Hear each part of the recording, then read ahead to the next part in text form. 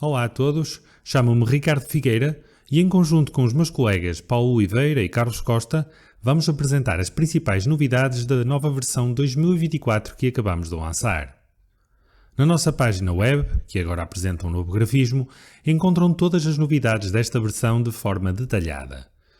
Recordamos ainda que estas são só as principais novidades da versão 2024A. Ao longo dos próximos meses, são esperadas muitas outras novidades para esta versão. Vou passar então a palavra ao meu colega Paulo Oliveira para apresentar as principais novidades da área de estruturas.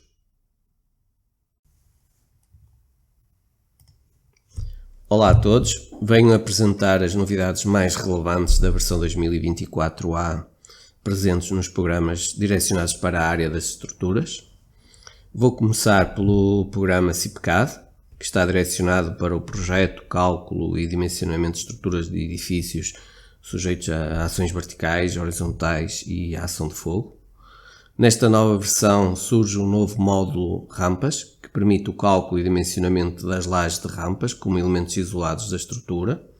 Tenho aqui uma obra onde já tenho aqui umas rampas introduzidas que permitem a comunicação entre pisos.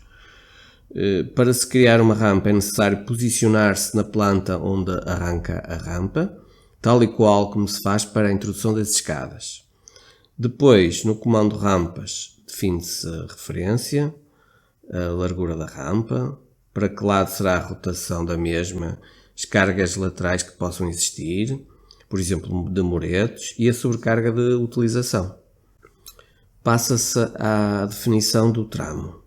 Pode-se utilizar algum tipo de rampa já criada ou então criar uma nova, dando uma referência à altura da laje, podendo utilizar-se uma forma pré-definida ou livre.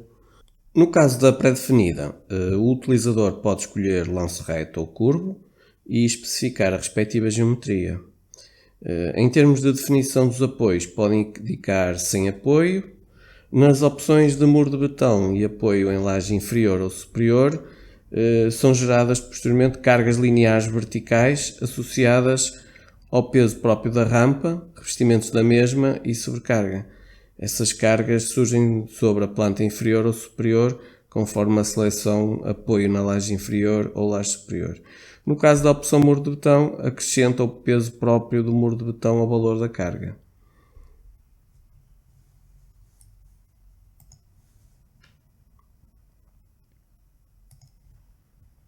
Na introdução, através da forma livre, surge inicialmente o lance reto, podendo depois acrescentar-se o lance curvo e tramos horizontais de quarto de volta e meia volta. Em todos eles é necessário preencher os dados geométricos e tipos de apoio para gerar as cargas lineares. Vou então agora proceder à introdução de uma rampa com 10 metros de comprimento e que possibilitam, portanto, um desnível a vencer de 1,40 m. Automaticamente ele calcula-me a inclinação. Posso introduzir a rampa com ou sem auxílio da máscara DWG. Neste caso, vou introduzir com o auxílio da máscara DWG, posicionando, portanto, na planta onde a rampa nasce. E então vou proceder à introdução com o auxílio das capturas, dando 2 pontos, o ponto inicial de arranque e depois o segundo ponto que será da orientação da própria rampa.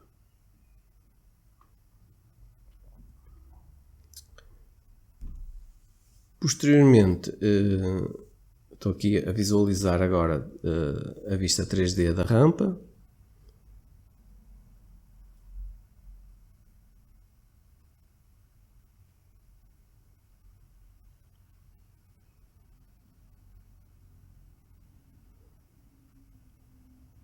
Existem também mais comandos para de edição, como editar uma rampa, apagar, mover ou rodar uma rampa. Antes de passar ao cálculo, vou mostrar onde se encontram as opções e tabelas de armaduras para as rampas.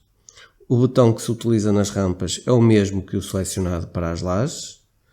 O tipo de aço utilizado nas armaduras pode ser especificado de forma independente ou então utilizar-se o definido para toda a obra. O programa dispõe de 2 tabelas de armadura para longitudinais e transversais e de uma série de opções de cálculo para rampas, que podem ser configuradas de acordo com as preferências do utilizador. Ao calcular a obra, o programa vai calcular todas as rampas introduzidas, mas também é possível calcular previamente, de forma independente, uma rampa. Para isso basta premir em ver a pormenorização ou esforços dos deslocamentos.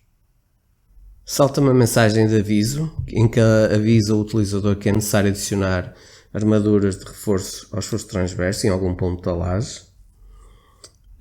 Essa mensagem também acontece agora nas escadas. Devemos ter em atenção que o Eurocódigo 2 indica que só em lajes maciças com espessuras a partir dos 20 cm é que é possível introduzir armaduras de esforço transverso. O CPCAD mostra então no ecrã a armadura de cada um dos tramos que compõem o núcleo das rampas. Essa armadura vem pormenorizada.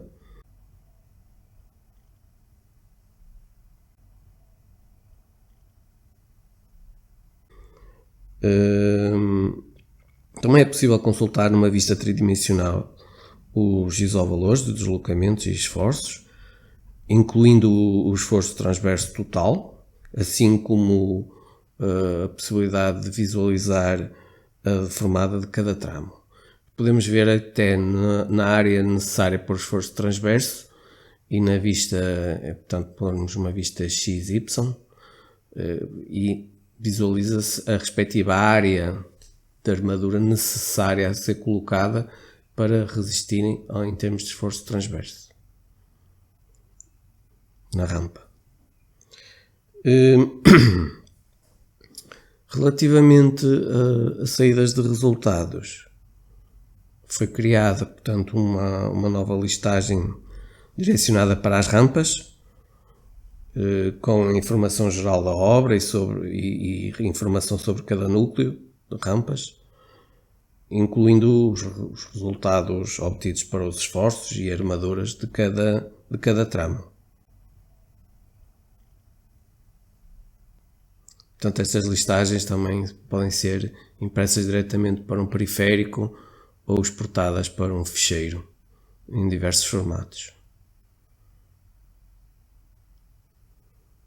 Relativamente às peças desenhadas, portanto, foi criado um novo tipo de desenho, rampas, onde se apresenta toda a informação necessária relativa à pormenorização das armaduras das rampas. Podemos visualizar as secções longitudinais e transversais, pormenorizadas, bem também como as tabelas de características de cada tramo com os respectivos dados geométricos, cargas e materiais. Incluem-se também as tabelas de medição das armaduras por núcleos. Por fim, vou mostrar uma outra obra com rampas curvas. Aqui existe uma particularidade. Podemos ver aqui, portanto, são rampas curvas, que neste caso estamos a ver as rampas apoiadas em muros de betão, que estão inseridos na obra, mas neste caso temos aqui pilares, ou seja, pretende-se que as rampas apoiem nesses pilares. Portanto, é necessário, e já vamos ver isso agora já de seguida, vou editar a rampa.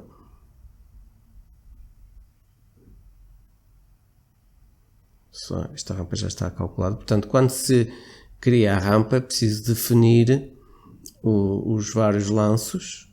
Estou aqui de forma livre, não é?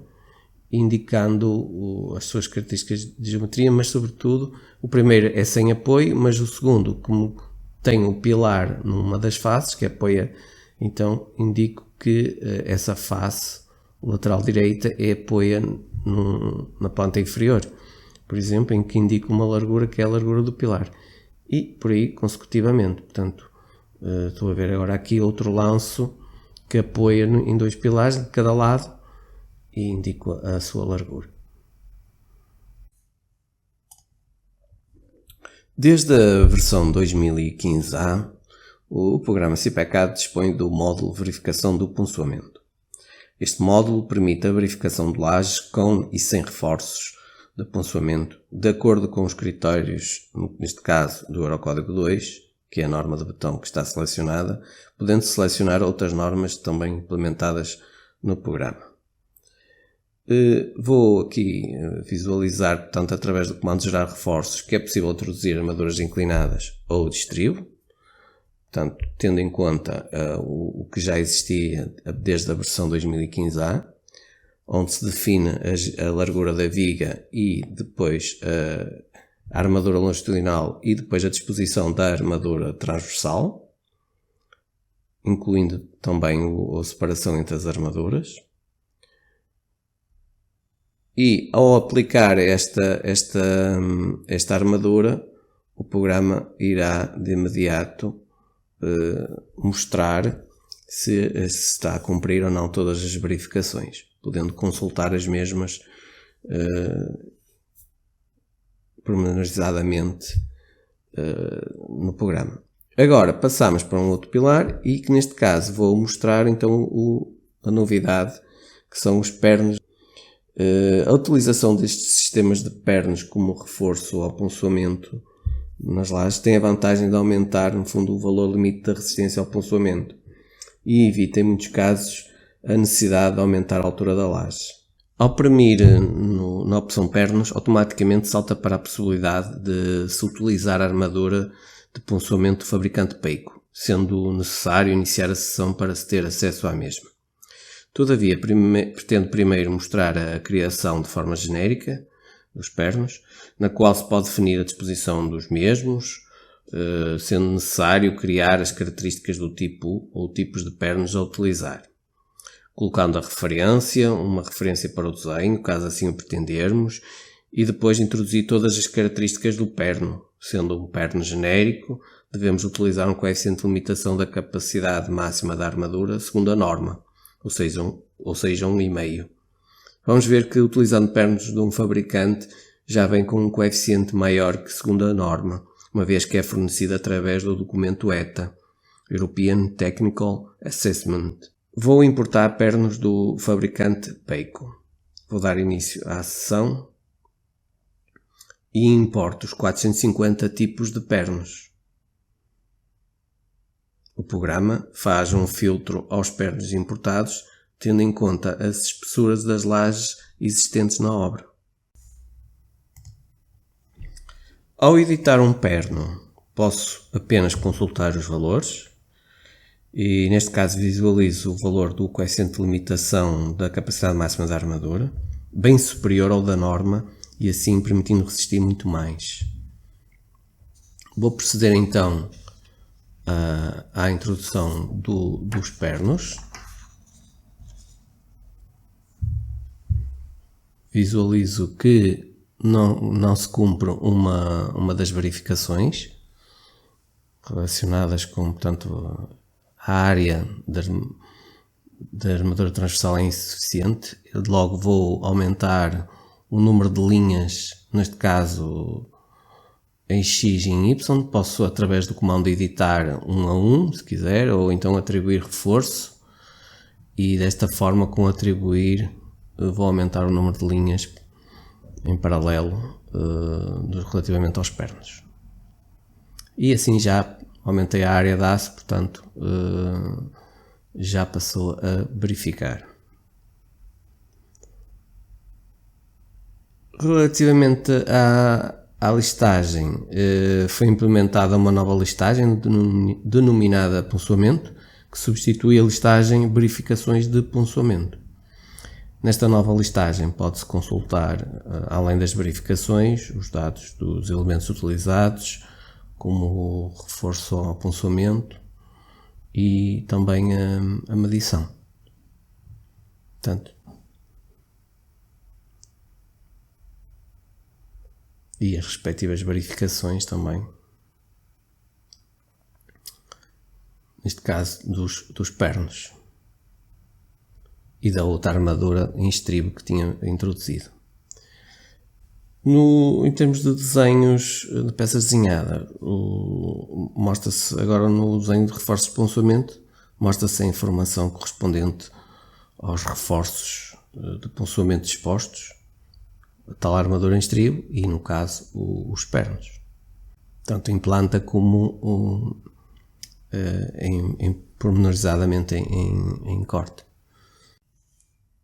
Uma outra melhoria que saliento nesta versão diz respeito à introdução de lajes maciças, lajes de fundação ou lajes fungiformes aligeradas.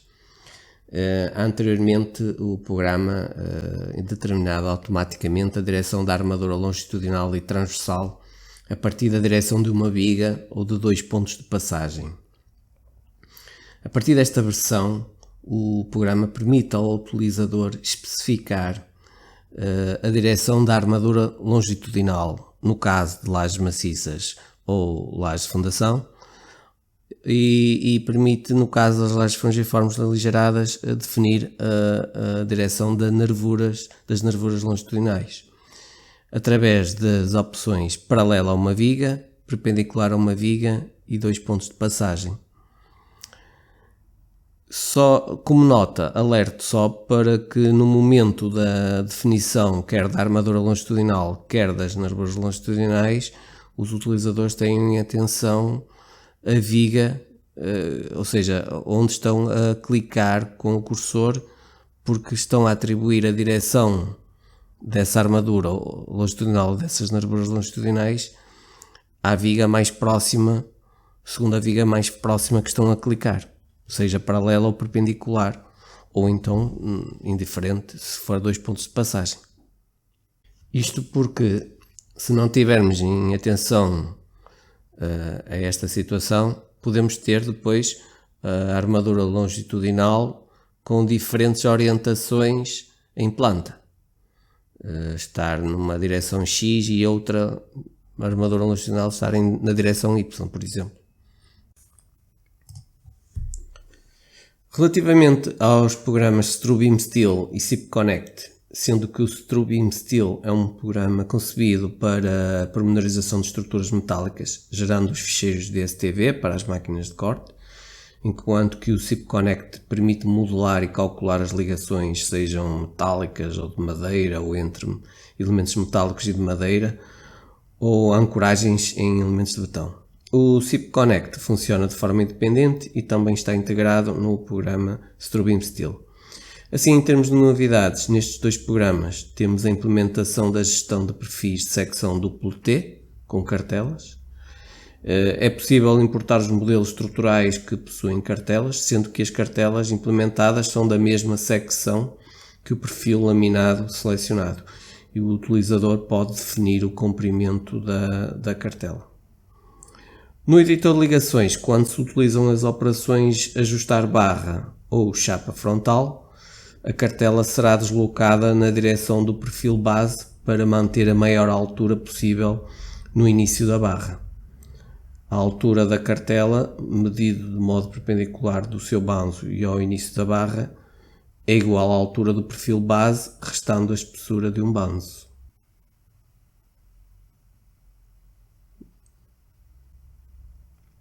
Para efeitos de cálculo, considera-se que as cartelas estão ligadas ao perfil base sem necessidade de definir a soldadura que os une, e os esforços nos perfis com cartelas estão referidos ao centro de gravidade da secção composta. Outra novidade nestes dois softwares foi a incorporação da possibilidade de utilizar ancoragens pós-instaladas, tanto químicas como mecânicas, do catálogo da marca Wurth, como elementos de fixação do betão em placas de ancoragem. A verificação destes elementos é realizada de acordo com os critérios da norma EN 1992, parte 4, 2018, com base nos dados fornecidos da respectiva ETA, European Technical Assessment, de cada ancoragem. As ancoragens pós-instaladas da marca Wurth, incorporadas na versão 2024A, são ancoragens químicas, ancoragens de expansão por binário de aperto, ancoragens de expansão por gravação e parafusos para betão. No que diz respeito à modulação de ligações, existem algumas novidades que aumentam o seu rendimento. Temos aqui uma ligação que precisa de ser modelada. Agora, na nova versão, ao importar uma ligação de biblioteca, é possível mostrar só as ligações compatíveis da biblioteca e que podem ser importadas mesmo que os tipos de secção sejam diferentes e mesmo que os perfis sejam diferentes no que diz respeito à opção de perfil contínuo ou não contínuo. Por outro lado, no painel de importação das ligações de biblioteca surgirá o símbolo igual, caso a ligação da biblioteca possua a mesma disposição dos perfis como a sua secção transversal relativamente aos perfis do nó modular. Vou então importar a ligação, uma ligação aqui para o meu nó que estou a modelar, e importei uma ligação com as operações relativas à modulação da ligação entre o pilar e a viga V1, e agora vou aproveitar uma outra ligação de biblioteca e queria que as operações, ou seja, modelar a ligação entre a viga V2 e o pilar P1. Daí que eu seleciono a viga V2. Acontece que ao importar as operações anteriores são eliminadas. Isto é o que acontecia em versões anteriores. Agora, voltando outra vez a importar a ligação para a viga V1, voltando outra vez a repetir o mesmo procedimento, portanto, nesta versão foi colocada a hipótese, portanto, a opção de manter as operações previamente definidas. Assim, dessa forma, as operações anteriores não são eliminadas e acrescentam-se as operações desta nova ligação que é importada, e no caso do nome se repetir é acrescentado um prefixo, que é o que vemos aí, com a letra B, podendo ser B1, B2, se voltar-se às novas operações que voltem a aparecer, que sejam importadas, ele acrescentará depois um valor numérico. Esta melhoria permite importar, portanto, a mesma ligação de várias vezes no mesmo nó, ou importar várias ligações diferentes de biblioteca. Termino assim a apresentação das novidades na área de estruturas. Muito bem, vamos então passar à apresentação das principais novidades na área de instalações apresentadas pelo meu colega Carlos Costa.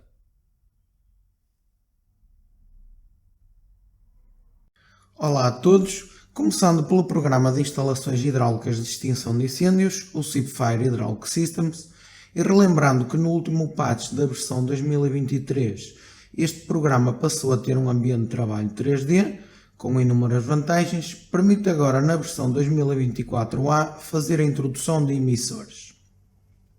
Os emissores permitem fazer o cálculo e verificação hidráulica de qualquer elemento de extinção de incêndios de uma instalação. Falamos de sprinklers, bocas de incêndio, hidrantes, sem depender das restrições geométricas e hidráulicas que já existem no software para as sprinklers e bocas de incêndio. Para introduzir um emissor apenas é necessário definir uma referência, portanto é uma etiqueta para identificar o elemento introduzido na listagem, e um fator K, fator de descarga do emissor para o cálculo do caudal. O SIP-Fire Hydraulic Systems não realiza, portanto, nenhuma verificação dos emissores, mas devido ao motor de cálculo EPANET, realiza o cálculo hidráulico e, no ambiente de trabalho, portanto, depois de atribuir a hipótese, permite visualizar em ecrã os dados obtidos de caudal e pressão para cada um dos emissores introduzidos. Continuando agora com o SIP-Elec PV Systems, programa que permite fazer o cálculo de instalações fotovoltaicas, as novidades são as seguintes. Passou a ser possível a sua instalação em francês e português. Os idiomas em que é possível instalar o programa são agora o catalão, o espanhol, francês, inglês e português. Foram adicionados mais elementos para modelar instalações fotovoltaicas. Os novos elementos incorporados são inversores híbridos,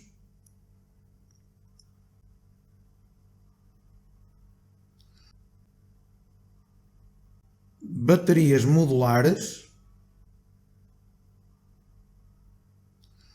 e quadros elétricos.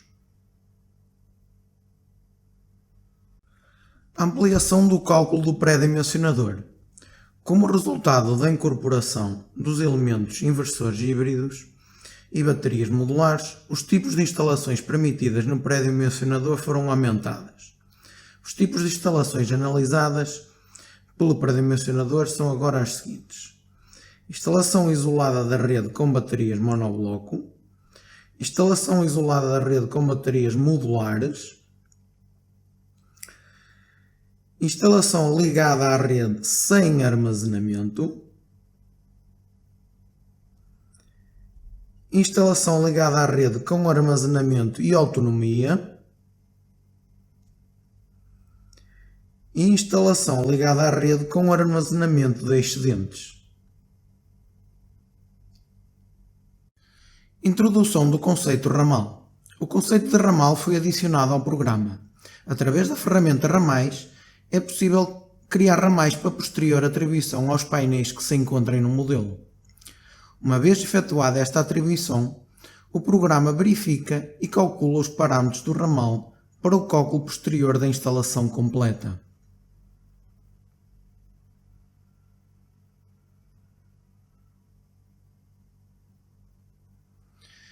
É possível também localizar os ramais pela sua referência.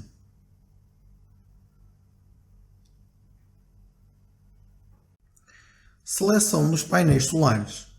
Para além das características já existentes de um painel solar no momento da sua introdução, foi acrescentada a seleção da disposição do painel, na horizontal ou vertical. Desta forma, para realizar os cálculos e verificações relevantes, utiliza-se a mesma tipologia de painel solar da biblioteca de elementos, independentemente da disposição escolhida. Quer na horizontal, quer na vertical, a biblioteca, como podem ver, é a mesma. Otimização da modelação. Para facilitar uma rápida introdução de painéis, foi adicionada a funcionalidade fila de painéis. Esta ferramenta permite fazer a introdução de uma fila de painéis entre dois pontos, definindo esses mesmos dois pontos no espaço e numa direção, indicando o número de painéis.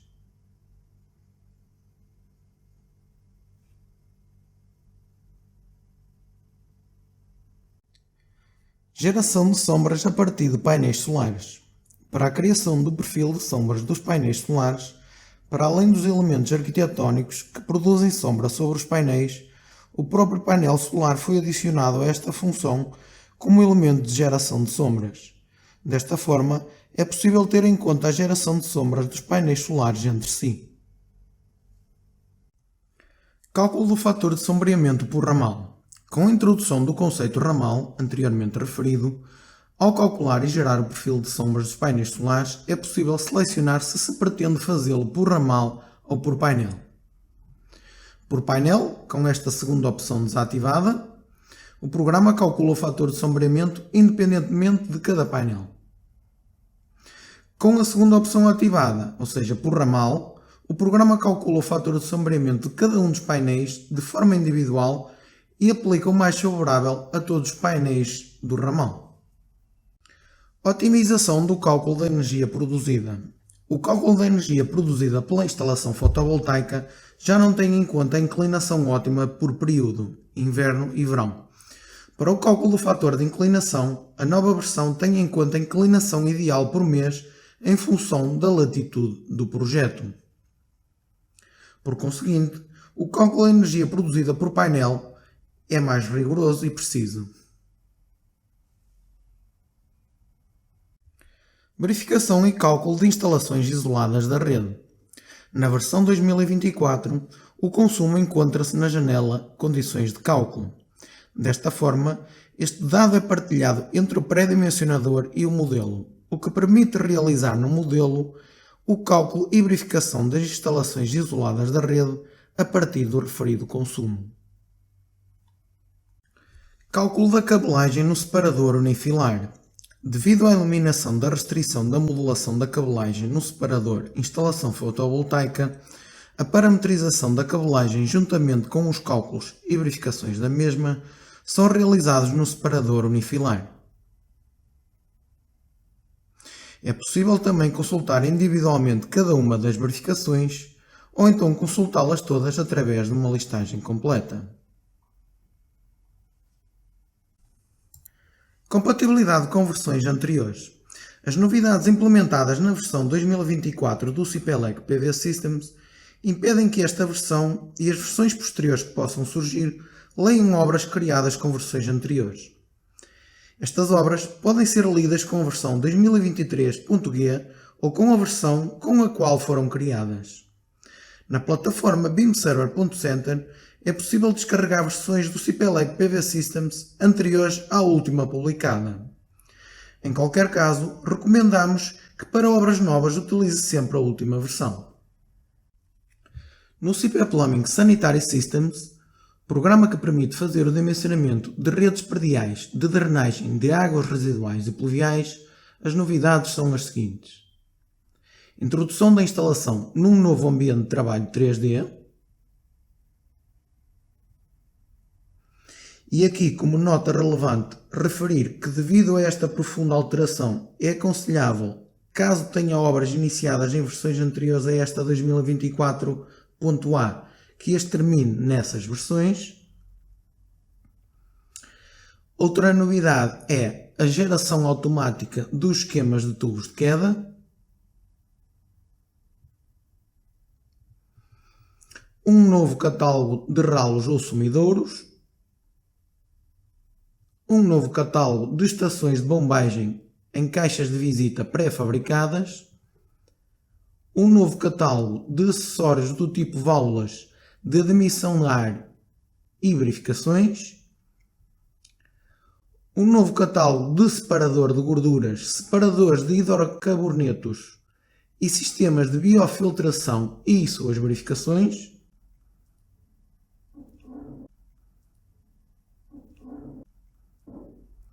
E, por fim, um banco de preços baseado em recursos unitários do gerador de preços da CIP.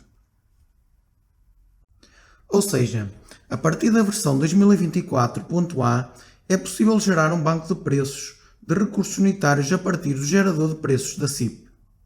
Para isso, foi adicionada a opção Gerador de Preços CIP Plumbing Sanitary Systems, com a versão e data, dentro da janela de criação de um banco de preços no separador Orçamento. Ao selecioná-la, aparecerá um novo botão para definir os dados da localização da obra. Esta localização será utilizada para completar a informação associada aos recursos unitários. Depois de aceitar a janela, é possível visualizar os recursos que foram gerados, agrupados numa estrutura de capítulos. Cada recurso corresponde a um material diferente e contém uma composição que inclui, além do referido material, a mão de obra e os materiais auxiliares necessários para a sua instalação. É importante destacar que, para além do preço, estes elementos contêm informações relativas às suas propriedades físicas, dados ambientais e resíduos. No CIP Gás, programa que permite fazer o cálculo e dimensionamento de instalações de gás, a novidade é a introdução da instalação num novo ambiente de trabalho 3D. Como nota, informar que devido a esta profunda alteração, não será possível abrir obras realizadas em versões anteriores. E também que os critérios de dimensionamento pré-definidos com possibilidade de serem importados são os da norma UNE 60670-4. Reuniremos esforços para futuramente introduzir critérios de acordo com o habitualmente usados no nosso país. No entanto, e até lá, caso queira utilizar o programa, o utilizador poderá criar os seus próprios critérios, dada a versatilidade que o software possui neste âmbito. Da minha parte, São então estas as principais novidades na área de instalações. Muito bem, vamos agora apresentar as principais novidades na área de análise energética e de gestão. Na área de análise energética, a principal novidade é a inclusão do equipamento bomba de calor no Cipeterm E-Plus e no Cipeterm SCE/CS Plus. Agora, nos sistemas de climatização por água, podemos adicionar uma bomba de calor ar-água genérica como o sistema de produção de água quente. Antes só tínhamos aqui a opção caldeira disponível. Assim, devemos consultar o catálogo do equipamento que pretendemos utilizar e introduzir o COP nominal com base na referência A7W35, ou seja, determinado para uma temperatura da água de 35 graus e uma temperatura do ar exterior de 7 graus. Depois, devemos configurar os parâmetros de dimensionamento do circuito de distribuição de água, definindo os valores da temperatura de produção da água quente e o salto de temperatura de dimensionamento, isto em função das unidades terminais que possuímos. O programa ajusta depois, durante a simulação, as curvas de comportamento pré-definidas que possui, em função das temperaturas e potências que introduzimos e das condições da simulação. Para a produção da água fria da bomba de calor, devemos proceder da mesma forma, adicionando primeiro o equipamento e introduzindo o respectivo EER com base na referência A35W7 e depois os parâmetros de dimensionamento do circuito de distribuição. Recorda ainda que, para além desta nova possibilidade de introdução das bombas de calor ar-água genéricas, podemos sempre recorrer aos sistemas de aerotermia presentes no programa, onde podemos importar da OpenBeam Database todos os dados dos catálogos disponíveis da Daikin, da Fujitsu e da Panasonic. Depois de introduzirmos a bomba de calor genérica, como um sistema de produção de água quente e de água fria, podemos utilizar os circuitos definidos em equipamentos do tipo radiador, piso radiante ou fan coil.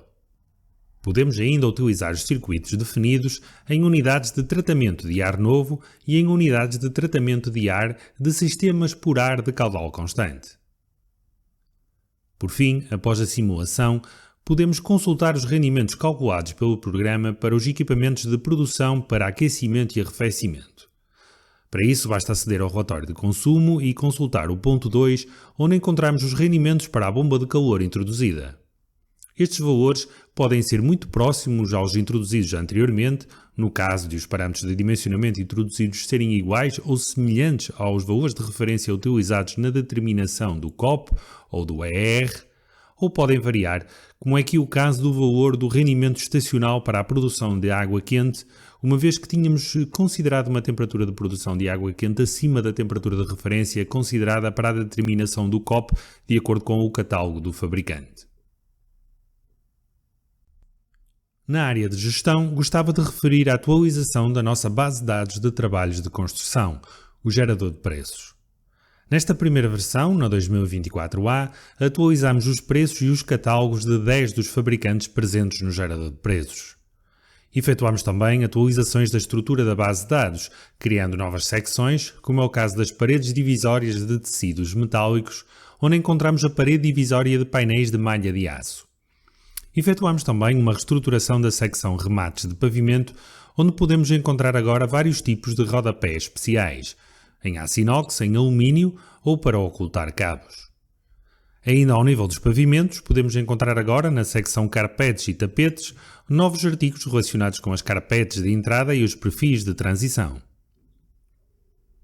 O gerador de preços inclui cada vez mais materiais, sistemas e equipamentos verdes, como é o caso da secção Revestimento Contínuo Mineral de Cal, onde podemos agora encontrar revestimentos ETICS de origem vegetal.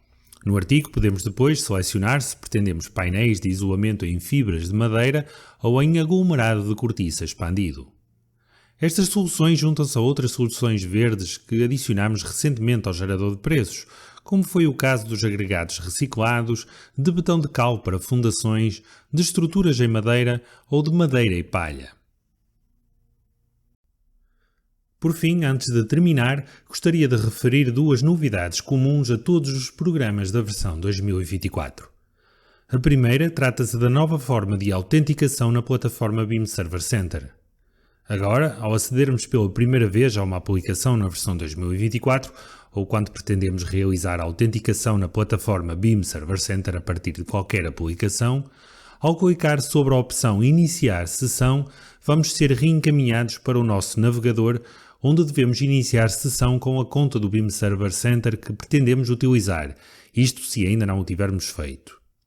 Após iniciar sessão, seremos informados que a aplicação que estamos a usar pretende aceder à nossa conta no BIM Server Center e veremos também quais são as permissões que estamos a dar à aplicação.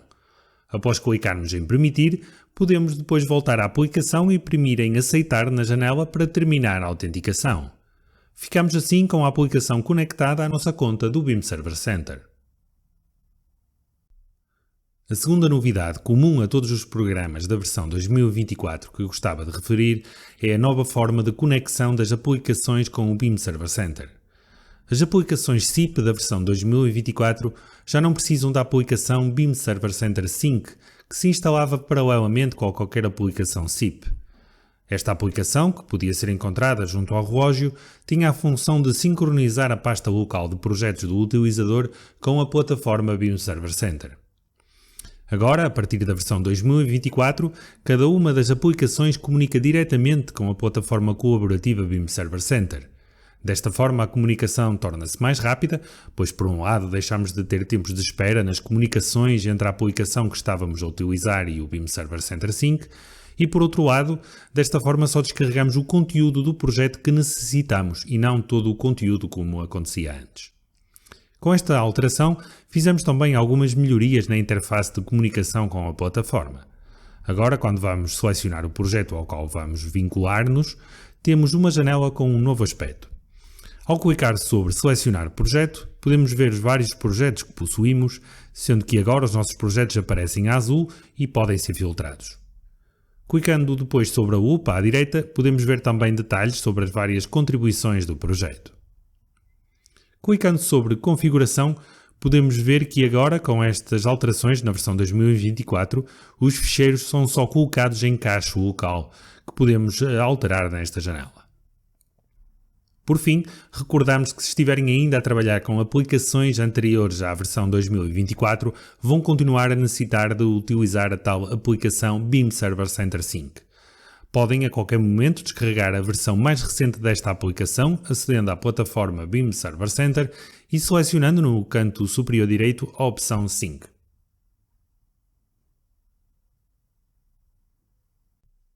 Terminamos assim a apresentação das novidades da nova versão 2024.